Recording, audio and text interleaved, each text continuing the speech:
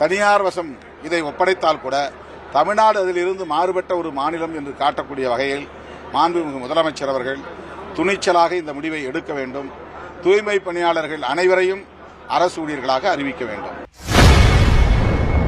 செய்தியாளர்களை சந்தித்து பேசிய விசிக தலைவர் திருமாவளவன் தூய்மை பணியாளர்கள் அனைவரையும் அரசு ஊழியர்களாக அறிவிக்க வேண்டும் என கூறியுள்ளார். தூய்மை பணியாளரை பொறுத்தவரை எதிர்க்கட்சி தலைவராக இருக்கும்போது முதல்வர் ஸ்டாலின் என்ன வாக்குறுதி கொடுத்தாரோ அதன் அடிப்படையில தான் அவங்க அந்த போராடுறதாகவும் அவங்களே அதை முன்னெடுத்து தான் போராட்டத்தில் ஈடுபட்டு இருந்தாங்க. அந்த கொள்கை முடிவு அப்படின்னு சொல்லிட்டு ஒரு உதாசீனப்படுத்துறதை நம்ம ஏற்றுக்க முடியுமா? இல்ல, அதாவது எதிர்க்கட்சி தலைவராக இருந்தபோது அவர் எழுதிய கடிதத்தை காட்டினார்கள். அந்த கடிதம் என்னவாக இருந்தது என்றால், அப்போதைய முதலமைச்சர் எடப்பாடி பழனிசாமி அவர்களுக்கு எழுதிய கடிதம் 12,000 பேரை பணியிலிருந்து வெளியேற்றக்கூடிய ஒரு முயற்சி நடப்பதாகவும், அந்த முயற்சியை கைவிட வேண்டும், அவர்களை மீண்டும் பணிக்கு எடுத்துக்கொள்ள வேண்டும், அவர்கள் எடுக்காவிட்டால் நாங்கள் ஆட்சிக்கு வந்தால் அவர்களை பணிக்கு எடுப்போம் என்றுதான் அதில் சொல்லப்பட்டிருக்கிறது.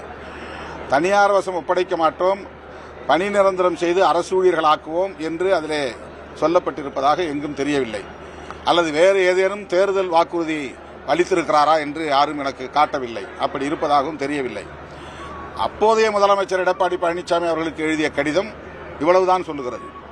பணி நிரந்தரத்தை பற்றியோ அரசு ஊழியர்களாக்குவதை பற்றியோ அது சொல்லவில்லை, அந்த கடிதத்தில் இல்லை.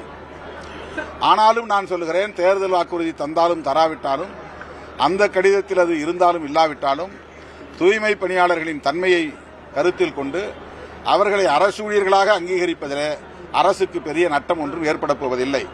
இந்தியா முழுவதும் தனியார் வசம் இதை ஒப்படைத்தால் கூட தமிழ்நாடு அதிலிருந்து மாறுபட்ட ஒரு மாநிலம் என்று காட்டக்கூடிய வகையில் மாண்புமிகு முதலமைச்சர் அவர்கள் துணிச்சலாக இந்த முடிவை எடுக்க வேண்டும். தூய்மை பணியாளர்கள் அனைவரையும் அரசு ஊழியர்களாக அறிவிக்க வேண்டும்.